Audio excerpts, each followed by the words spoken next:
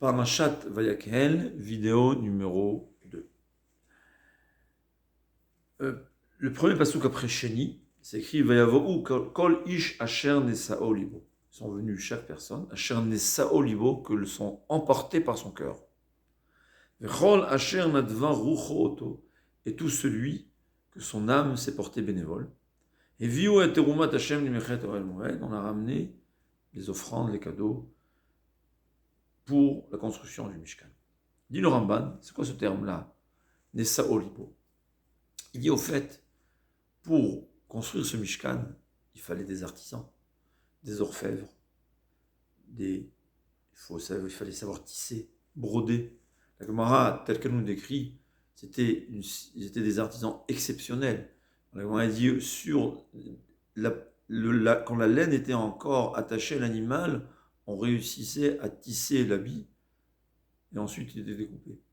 Bien, la Gemara dit broder avec le même... en passant l'aiguille, on pouvait faire d'un côté, y dessiner un aigle et de l'autre, un taureau. C'était des artisans exceptionnels.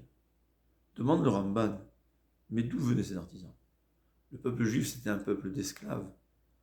La seule chose qu'ils savaient faire, c'était peut-être se construire.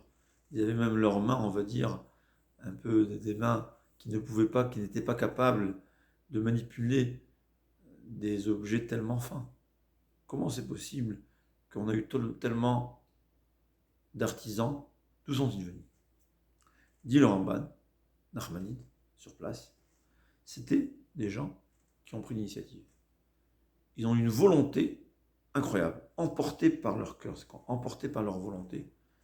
Si Hachem a besoin de quelque chose, on est là prêt. Comment on va le faire? On ne sait pas. Mais on veut le faire. Ce qui se passe quand quelqu'un est prêt, il se porte, il est bénévole, il est prêt à faire la volonté d'Hachem, il y aura un miracle qui va se faire et il sera capable de le faire. C'est la règle à savoir dans le judaïsme. Rav Shach, il disait toujours, c'est pas quand on peut faire quelque chose qu'on va le faire. Ça ne marche pas comme ça.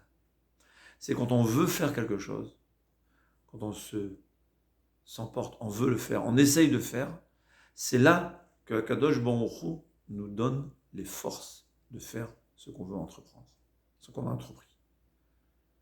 C'est pas quand on peut qu'on fait, disait-il, c'était quand on fait qu'on peut.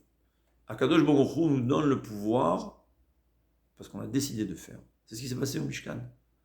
Il y avait des hommes et des femmes, comme le Chumash me dit, qui se sont portés bénévoles. Il dit, on veut être au service d'Hachem. Ils auraient pu se poser de questions, mais je n'ai pas fait 10 ans d'entraînement pour pouvoir être orfèvre.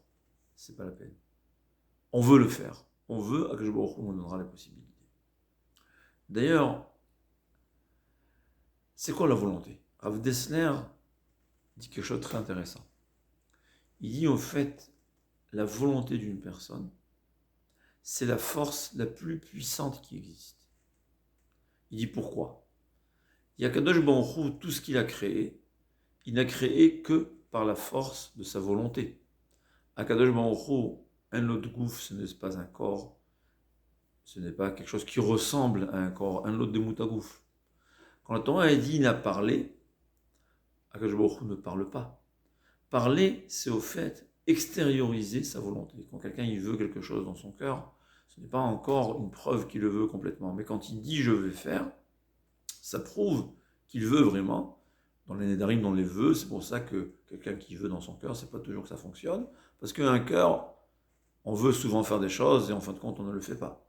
Mais quand quelqu'un il dit je vais faire, c'est qu'il y a une volonté réelle.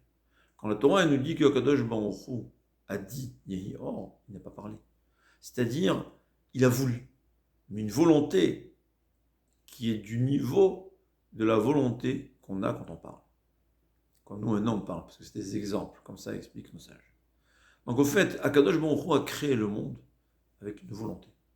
Sa volonté de créer le monde a créé le monde.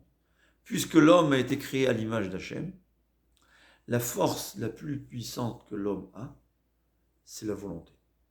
C'est le proverbe connu, En davar ha'omed bifnei haratzon, rien ne peut résister à la volonté de quelqu'un. Dit Rav Dessler, sauf la volonté. Il n'y a qu'une autre volonté contraire à la première qui pourra résister à la première. Je veux accomplir les mitzvot de la Torah, mais quand j'ai une autre volonté, que ce soit la paresse ou que ce soit la volonté de s'amuser, eh bien, c'est la volonté la plus forte qui va gagner. Et si ma volonté de dormir est plus forte que ma volonté d'étudier, eh bien, je vais dormir. Et si ma volonté d'étudier est plus forte que ma volonté de dormir, eh bien, je vais étudier. Mais il faut savoir que la volonté d'une personne, c'est la puissance, c'est ce qui est le plus puissant. J'appelle ça une volonté, et un homme, il peut éveiller sa volonté. Parce que dans la volonté, il y a des niveaux, et c'est la volonté la plus forte qui gagne. Donc, quand on comprend que quelque chose est bien, on va éveiller sa volonté. C'est par l'étude de la Torah, par l'étude de la morale. Je vais renforcer cette bonne volonté, et c'est elle qui va me donner cette possibilité, ce pouvoir d'accomplir. Mais quand on veut, on peut. C'est la Torah qui nous le dit. C'est vrai que souvent on veut et on ne réussit pas, parce qu'on a d'autres volontés. D'ailleurs, le Maharsha, il dit, Maseret Makot Dafyud, je me souviens que c'est Dafyud, Bederer Shadam Rotse Leler Ba Molichimoto. Dans le chemin qu'un homme veut aller, c'est là qu'on va au pluriel, on va le prendre. Demande le Maharsha, c'est quoi ce langage? Dans le chemin qu'un homme veut aller, il y a on au pluriel, on va l'amener. C'est qui ce on-là? Dit le Maharsha. Tout ce qu'un homme a besoin, c'est une bonne volonté. Et il dit au fait, le libre arbitre, c'est juste faire le bon choix. Ça dépend de la volonté d'une personne. Quand quelqu'un il fait un bon choix, il décide, je vais faire une mitzvah, cette bonne volonté est une mitzvah qui a créé des anges. Ces anges-là, c'est eux qui vont l'aider à accomplir la mitzvah. C'est ça, Molichi Moto. C'est les anges créés par sa volonté. D'ailleurs, j'ai vu Rav Wolbe, il disait très intéressant. Il dit, si on veut savoir ce qu'un homme voulait être dans sa jeunesse, regarde ce qu'il est devenu à la fin de sa vie. Et ce qu'un homme est devenu à la fin de sa vie, eh bien, tu peux être sûr, c'est ce qu'il voulait être quand il était jeune. C'est une volonté. C'est vrai que la volonté, ça se cultive. C'est vrai aussi que des fois, une petite volonté qui nous a amené à agir, grâce au fait qu'on a agi, on a augmenté notre bonne volonté. Ce qu'on appelle mitzvah, goreret mitzvah. Une mitzvah attire une mitzvah. On fait une première mitzvah, ça renforce notre bonne volonté. Une volonté sera encore plus forte. Et on aura une volonté plus puissante pour accomplir une autre mitzvah, et on va accomplir la prochaine mitzvah, et ainsi de suite. Mais en tout cas, la règle à savoir. J'ai donné un exemple. Je me souviens quand j'étais jeune, il y avait à Haïfa, il y avait la station, le bus central. C'était quoi? Il y avait une porte électrique qui s'ouvrait à la vitesse que le bus arrivait devant la porte.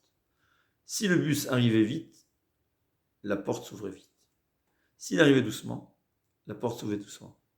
Et si le bus attendait que la porte s'ouvre pour rentrer, et bien puisqu'il avait freiné, les portes restaient fermées. Dans la Torah et les mitzvot, c'est la même chose. On avance, on fonce, Akadosh Baruch Hu nous ouvre les portes. Mais si on attend que les portes s'ouvrent pour faire une bonne action, eh bien, les portes aussi nous attendent que nous on agisse pour s'ouvrir. C'est comme ça la Torah. Et on a une promesse. Bederer shadam rotse leler ba molichimoto.